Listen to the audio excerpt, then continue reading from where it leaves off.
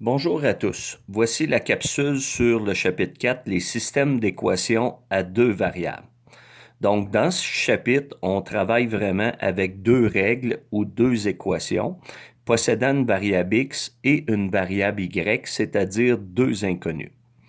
Donc, la première section va traiter de la modélisation, c'est-à-dire à partir d'un texte, on se doit de construire deux équations à partir de deux variables. Donc, si on se rappelle, la première étape, c'est de définir nos deux variables. C'est quoi la variable x, c'est quoi la variable y. Comme petit truc, souvent, vous pouvez aller voir la question du problème, puis à ce moment-là, souvent, qu'est-ce qu'on vous demande de trouver va vous aider à définir vos deux variables.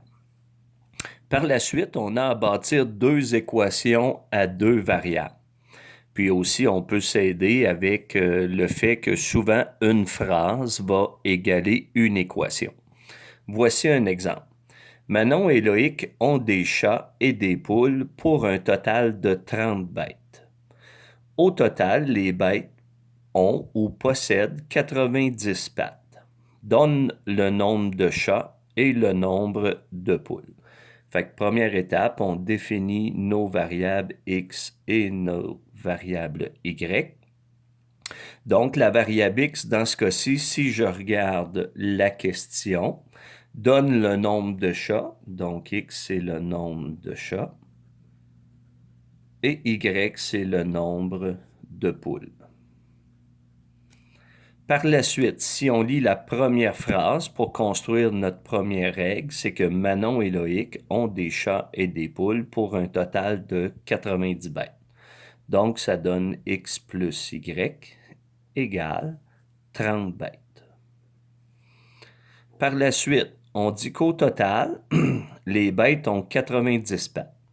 Donc, si on considère qu'un chat a 4 pattes, on va faire 4 fois x, qui est le nombre de chats.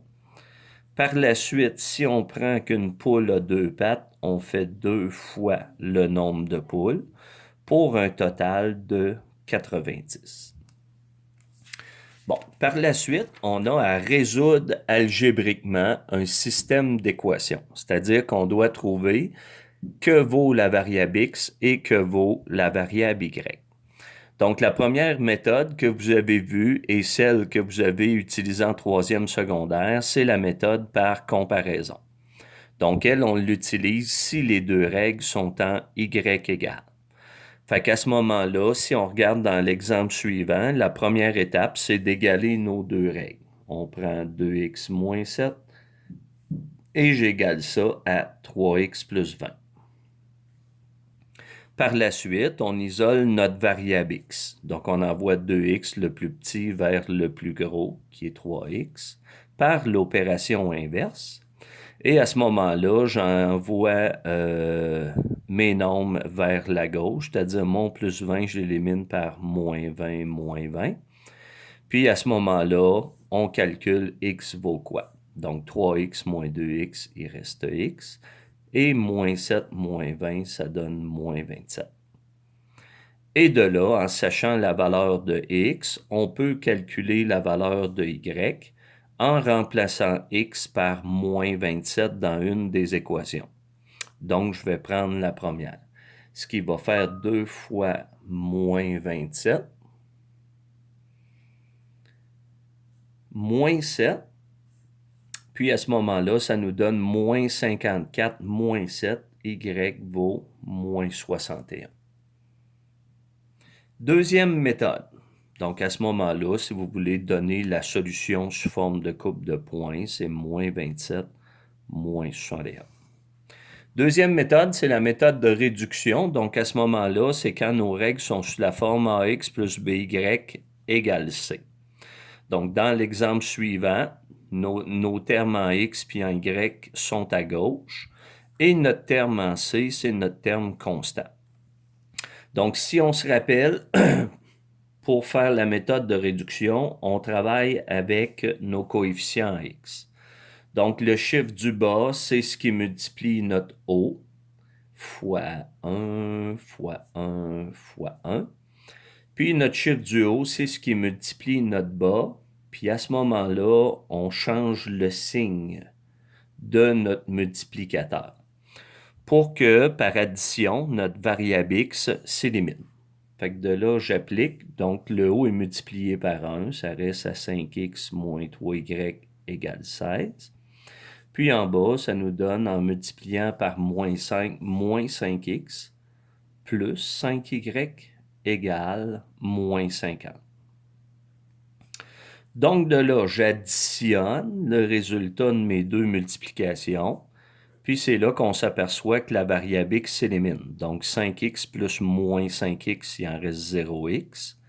Et de là, moins 3y plus 5y, il reste 2y, qui est égal à 16 plus moins 50, qui donne moins 34.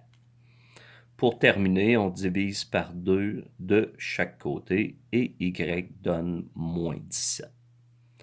Donc, c'est là qu'on reprend une des deux règles du départ pour calculer x vaut quoi. Puis à ce moment-là, je vais utiliser x moins y égale 10.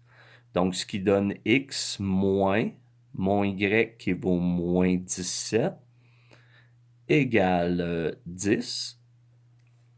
Ce qui me donne x plus 17 égale 10. Puis en faisant moins 17 moins 17, x vaut moins 7. Finalement, par méthode de substitution, on l'utilise si une variable est isolée. Donc, dans ce cas-ci, dans la première équation, on n'a pas de variable isolée, sauf que dans la deuxième, mon x est isolé. Fait qu'à ce moment-là, quand je substitue, je remplace ma variable par un équivalent. Donc, x, la variable isolée, je m'en débarrasse. Je la remplace par son équivalent qui est 2y moins 1. Fait que c'est là que je vais aller remplacer la variable x. Excusez, ma flèche n'est pas correcte. Je m'en viens ici vers x. Par son équivalent qui est 2y moins 1. Donc là, mon multiplicateur 2 va multiplier mon substitut qui est 2y moins 1. Puis je redescends le reste de l'équation. Plus 3y égale 40. Par la suite, on se multiplie. 2 fois 2, ça donne 4 en y. Puis 2 fois moins 1, moins 2. Puis je redescends mon plus 3y égale 40. Donc de là, en y, je les additionne. J'en ai 4 plus 3, ça donne 7y. Puis j'élimine moins 2 par plus 2 plus 2. Donc c'est égal à 42. Et en divisant par 7 de chaque bord, j'ai la valeur de y qui est de 6. Donc, pour terminer, je peux calculer x vaut quoi en remplaçant y par 6 dans l'équation ici à droite. Donc, ça va nous donner x égale 2 fois mon 6 en y moins 1 qui donne 11. Donc, voilà le chapitre 4 sur les systèmes d'équations.